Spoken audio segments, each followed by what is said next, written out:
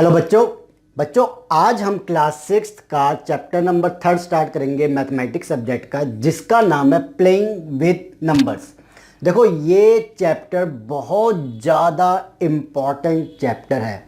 ये इतना important chapter है कि इसके अंदर जितने भी टॉपिक्स हैं ये समझ लो आने वाले जो आपके और चैप्टर्स है उनमें या आने वाली क्लासेस है तब, या आप आगे जाके जब कॉलेजेस में जाओगे मैथ्स के सब्जेक्ट होंगे वहाँ पे साथ ही साथ ये चैप्टर जो है, जो हम बड़े एग्ज़ाम देते हैं गवर्नमेंट के, जैसे कि रेलवे के एग्ज़ाम हो गए, पुलिस के एग्ज़ाम हो गए या किसी और भी चीज़ के एग्ज़ाम हो गए, तो वहाँ पे भी ये चैप्टर से रिलेटेड क्वेश्चंस आते हैं। इसलिए ये चैप्टर हम क्या करने वाले, बिल्कुल ध्यान से आराम आराम से तसल्ली से करेंगे। इसका एक एक टॉपिक जो है अगर आप अच्छे से समझ गए ना, गारंटीड है, ये मान के चलो कि आपको बहुत सारी चीज़ें इजी होने वाली है। तो हमारा टारगेट क्या है कि जितने भी टॉपिक है बड़े आराम से तसल्ली से समझेंगे। बहुत सारे टॉपिक्स हैं तो मैं एक ही वीडियो में तो नहीं करवाने वाला, नहीं तो 3-4 घंटे की एक ही वीडियो बन जाएगी। हम कुछ कुछ टॉपिक्स को लेते जाएंगे और वीडियो बनाते जाऊंगा, तो आप एक एक करके आगे करके देख लेना। ओके, बात आती है, पहला टॉपिक करते हैं इसके अंदर, जिसका नाम है मल्टीपल्स एंड फैक्टर्स। ओके, अब मल्टीपल्स एंड फैक्टर्स क्या होते हैं, मैंने इनकी डेफिनेशंस लिखी हुई है, बट साथ ही साथ मैंने इनकी डेफिनेशंस को हिंदी में भी लिखा हुआ है।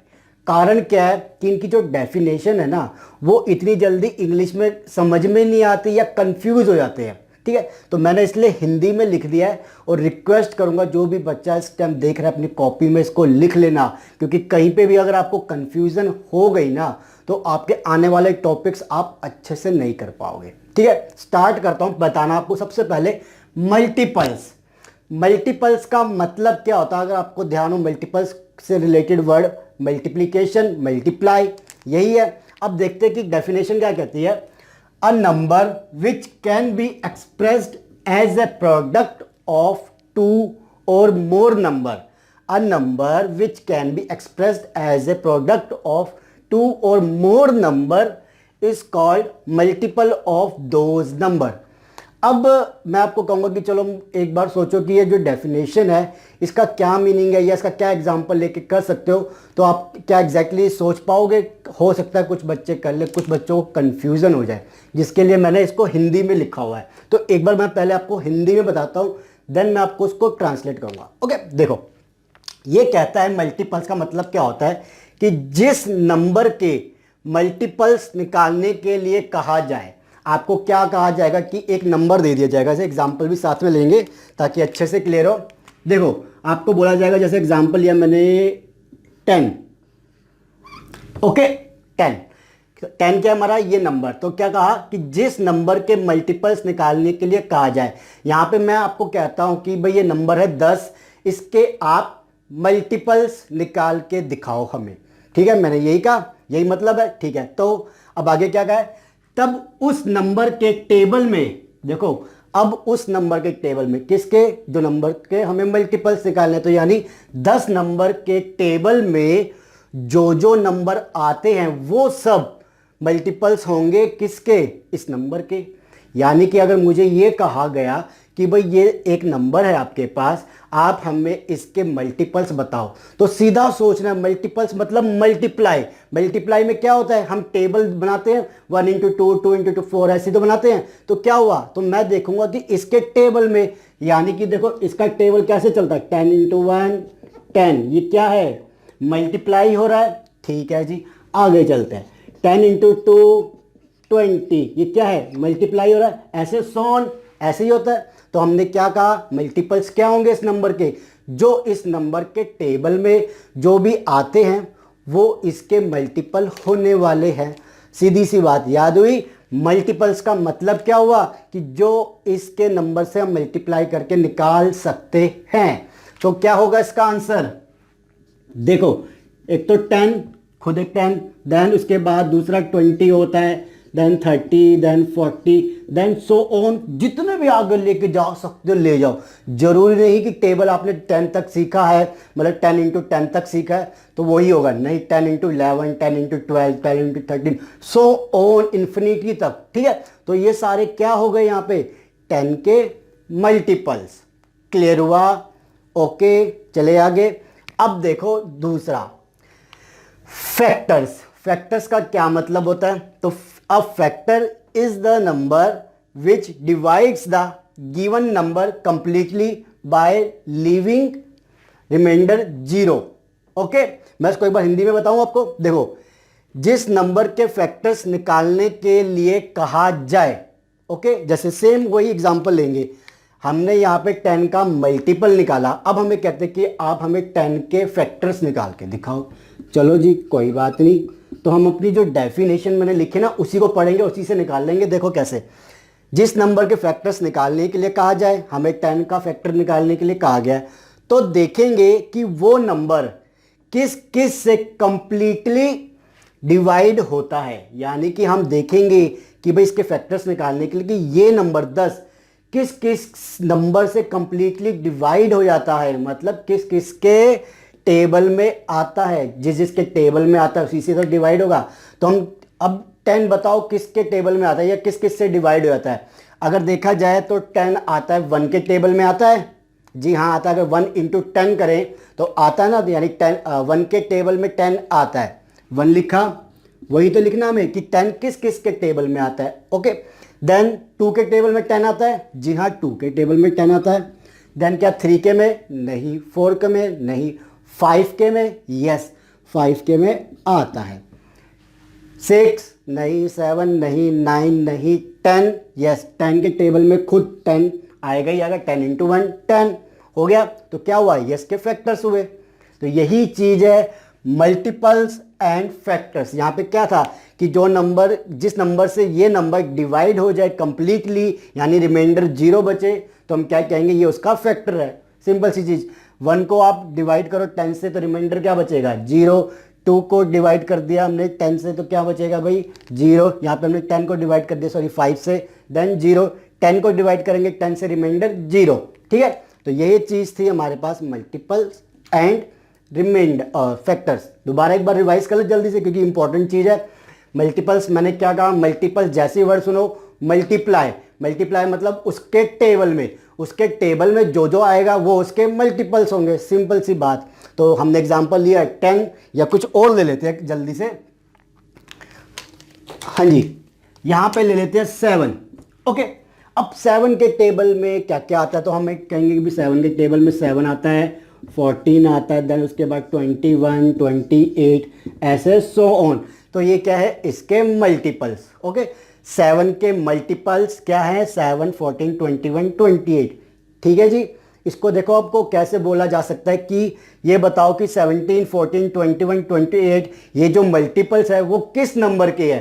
तो आप क्या देखोगे कि ये किस किस के टेबल में आता है? तो ये 7 के ही टेबल में आते हैं, तो इसके मल्टीपल है। ओके, अब दूसरा देखते हैं कि फैक्टर्स क्या बताया।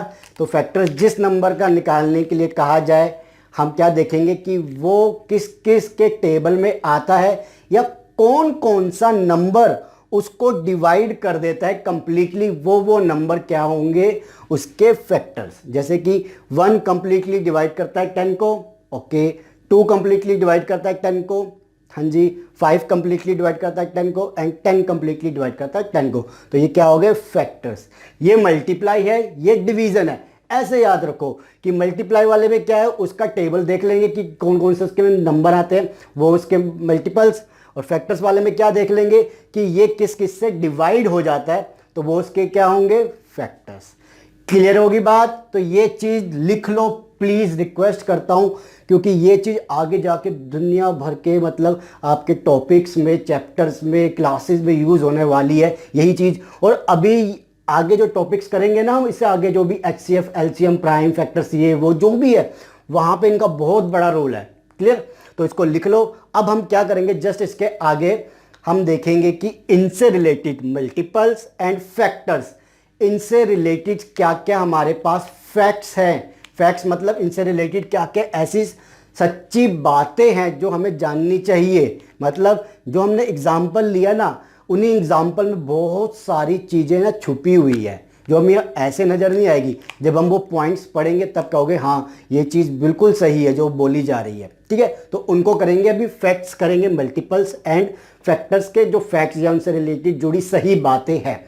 इसको लिख लो, मैं रब करके अब उस पॉइंट्स को लिख लेता हूँ। ओके ठीक बच्चों, अब तक हमने ये कर लिया कि भाई मल्टीपल्स क्या होते हैं एंड फैक्टर्स क्या होते हैं। ठीक है, उनकी हमने जो भी डेफिनेशन थी वो कर ली और अच्छे से समझ ली। अब बारी हम ये देखेंगे कि इन मल्टीपल्स एंड इस फैक्टर्स से रिलेटेड हमारे पास क्या क्या फैक्ट्स हैं। फैक्ट्स का मतलब जो बातें सच होती है उसे फैक्ट्स कहते हैं। तो हम क्या देखने वाले हैं कि भाई मल्टीपल्स एंड फैक्टर्स से रिलेटेड जो पॉइंट्स है वो कौन कौन से पॉइंट्स बिल्कुल सही है वो हमने लिखे हुए हैं। ठीक है, और उनके एग्जाम्पल लिए ताकि हम उसको अच्छे से चेक भी कर सकें। तो जल्दी से पहले मल्टीपल्स के देखते हैं, देन हम देखेंगे फैक्टर्स के। ओके देखो, पहला पॉइंट है हमारे पास, every number is a multiple of 1 and the number itself. वो क्या कहता है कि जो भी कोई भी आप नंबर ले लो, हर कोई नंबर, एवरी नंबर मतलब हर कोई नंबर मल्टीपल होता है, खुद का भी एंड 1 का भी। मतलब अगर मुझे कहा जाता है कि ये बताओ 13 किस किस का मल्टीपल है, तो हम क्या देखने वाले हैं कि भाई 13 किस किस का मल्टीपल है। मतलब ये किस किस के टेबल में आने वाला है, एक तो 1 के में और एक खुद के में। ये तो ठीक है ना, बाकी चाहे किसी में है वो बाद में देखेंगे, बट खुद के में भी आता है और 1 के में आएगा ही आएगा। 1 के 1 इंटू 13 13 एंड 13 के टेबल में 3 इंटू 1 इक्वल टू 13, तो आता है। अब देखो बात सुनना याद ध्यान से, कई बच्चे हो सकता है कंफ्यूज हो जाए, बात को सुनो। देखो हमने देखो दो चीज़ों में डिफरेंस बता रहा हूँ। मैंने आपको क्या कहा, ये बताओ 13 के मल्टीपल्स, इसका मतलब क्या हुआ। मैं आपसे कहता हूँ या मैडम कहते हैं कि 13 के मल्टीपल्स कौन कौन से हैं। तो मल्टीपल्स का मतलब क्या था, मल्टीप्लाई यानी कि उसका टेबल, यानी कि 13 के टेबल में जोन जोन से नंबर आते होंगे वो 13 के मतलब इसके मल्टीपल होंगे। वर्ड याद रखना, इसके या के। ठीक है, 13 के मल्टीपल कौन कौन से होंगे, जो उसके टेबल में आएंगे। ऐसे ही होता है। ठीक है, अब मैं ये कहता हूं दूसरा क्वेश्चन कि ये बताओ 13 किस किस का, मतलब 13 किस किस का मल्टीपल है। पहले क्या था, 13 के मल्टीपल्स बताओ, यानी 13 के टेबल में कौन कौन से नंबर आते हैं वो बता रहे हैं। अब मैं क्या कह रहा हूँ, 13 किस किस का मल्टीपल है, जिसका मतलब क्या हुआ कि भाई 13 कौन कौन से नंबर से डिवाइड हो जाता है। तो हम देखेंगे कि किसके टेबल में आता है, एक तो 1 में एंड एक 13 में। तो हम क्या कहेंगे यहाँ पे कि 13 के जो 13 किस किस का मल्टीपल है, यहाँ पे हम कहेंगे 1 और 3 का। ओके क्लियर हुआ, तो वो चीज़ यहीं पे थी, क्लियर हुई। आगे चले, multiples of a number are infinite. वो कहता है कोई नंबर लेते हो और आप उसके मल्टीपल्स निकालते हो तो वो इन्फिनाइट आते हैं, मतलब वो काउंटेबल नहीं है, वो इनकाउंटेबल है, मतलब आप उनको काउंट नहीं कर सकते। एग्जाम्पल लिया हुआ है, जैसे कि 13 के मल्टीपल्स निकाले। अब मैं क्या कह रहा हूँ, 13 के यानी 13 के टेबल में, तो 13, 26, 39 and so on to infinity. मतलब ये तो नहीं कि 13 इंटू 10 के बाद टेबल ख़त्म ही हो जाता है, नहीं, 13 इंटू 11 भी होता है, 13 इंटू 12 भी करके देखते हैं हम। तो सो ऑन कहाँ तक जाते हैं, इन्फिनिटी तक। क्या आप इन सबको काउंट कर सकते हो, नहीं कर सकते। तो वो यही कह रहा है कि ये इन्फिनाइट होते हैं। क्लियर हुआ पॉइंट, आगे चलो।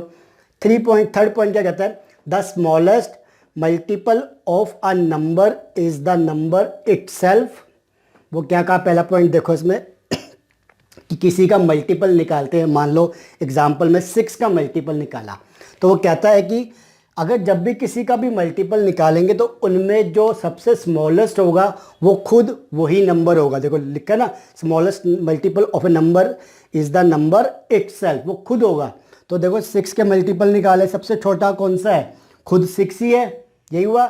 6 का टेबल लिखेंगे ना ऐसे, तो क्या हुआ, 6 खुद है। क्लियर हुआ, आगे देखो, and other multiples are greater than the number. और जो बाकी बचे हुए नंबर होंगे वो सब क्या होंगे, उस नंबर से बड़े होंगे। सही बात है।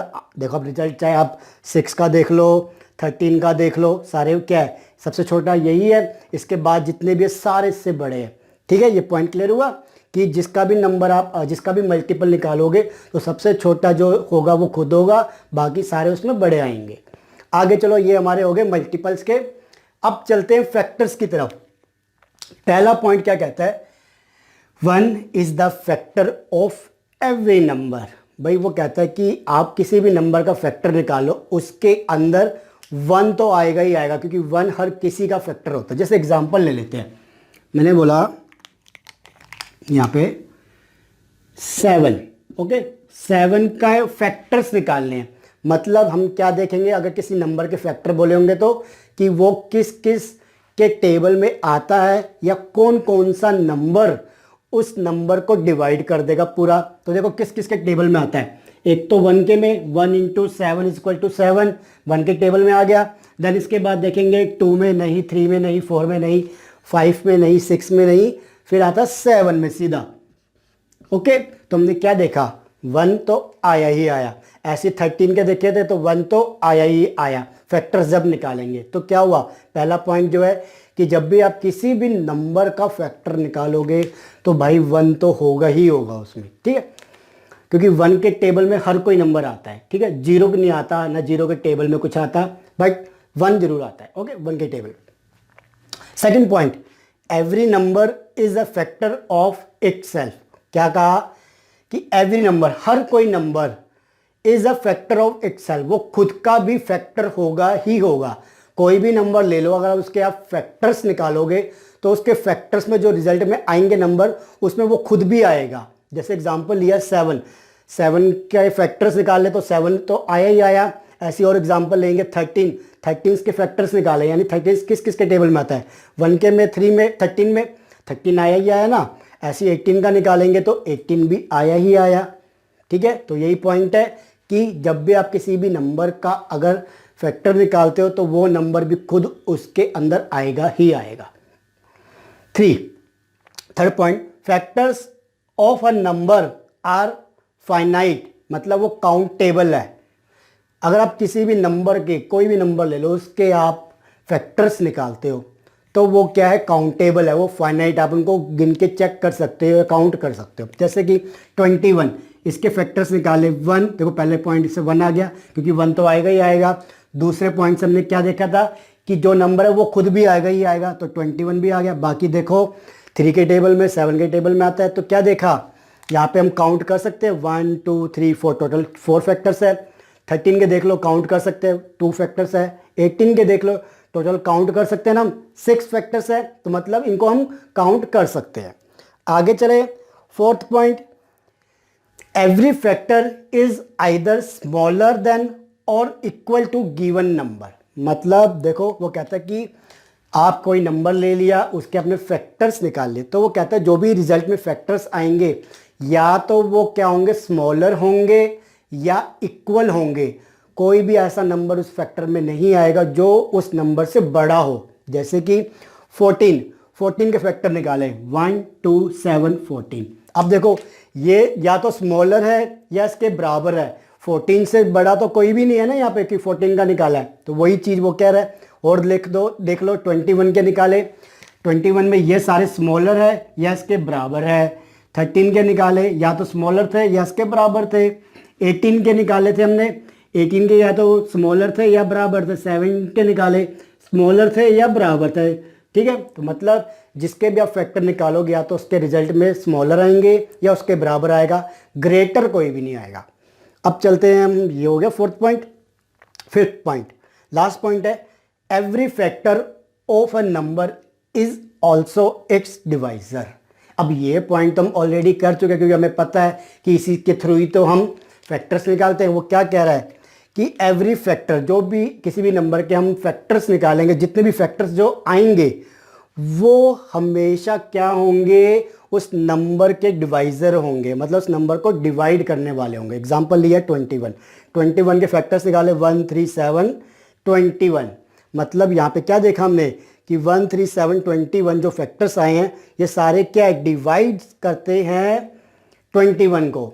यही चीज़ है, तो ये चीज़ है ही तभी तो फैक्टर्स निकलते हैं।